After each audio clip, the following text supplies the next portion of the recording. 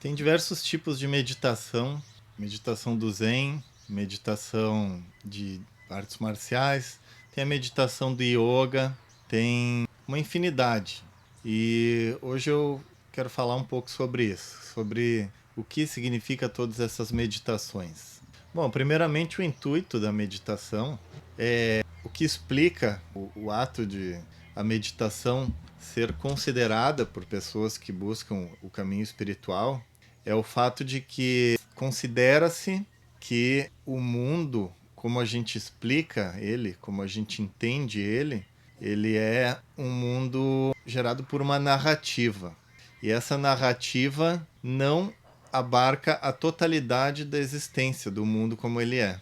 Ou seja, a tese é que a forma como a gente racionaliza tudo, explica todas as coisas existentes, etc., é muito limitada comparativamente em se tratando de todo o mistério que o mundo comporta, desde as poucas cores que os nossos olhos veem, a pouca escala sonora que os nossos ouvidos podem escutar. Enfim, todos os sentidos têm uma limitação. E a ciência depois começa a desenvolver ferramentas e artifícios para poder perceber outros fatores que apenas com os cinco sentidos não se conseguia, ou seja, microscópios, telescópios, outros tipos de ferramentas que observam só o calor ou a radiação e assim por diante.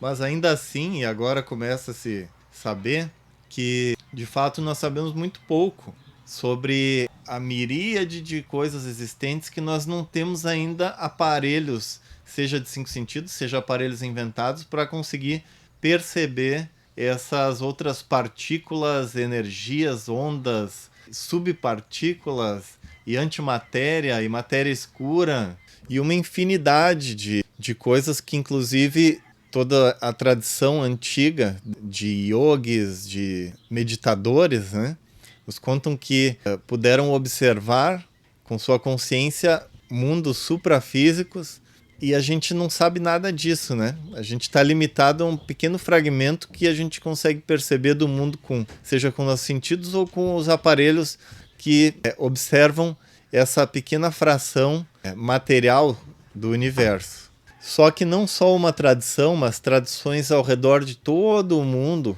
e muito antigas chegaram às mesmas conclusões através de experiências práticas muito parecidas.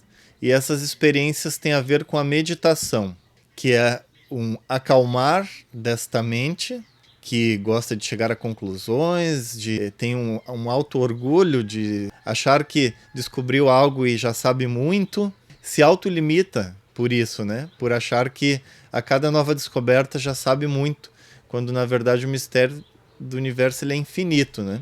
E através dessas meditações, então, vários sábios da humanidade descobriram que acalmando a própria mente, pacificando a emoção, esses veículos que conseguem observar, seja os cinco sentidos físicos, seja as emoções ou a mente, consegue observar pouquíssimo da existência, a nossa consciência, diferente desses elementos, ela possibilita observar mundos extrafísicos, mundos metafísicos, consegue observar aspectos da existência do mistério universal que não está disponível para uma simples mente analítica.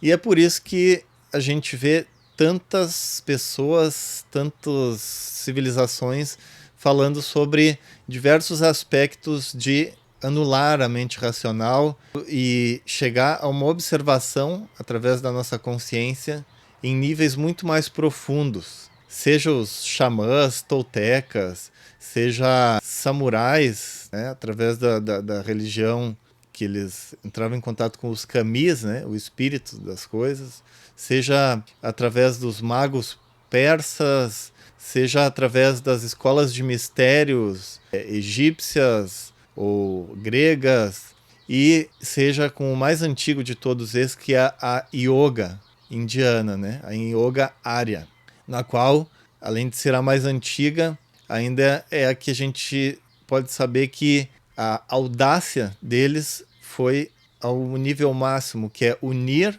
a sua própria consciência com a consciência universal do universo, né?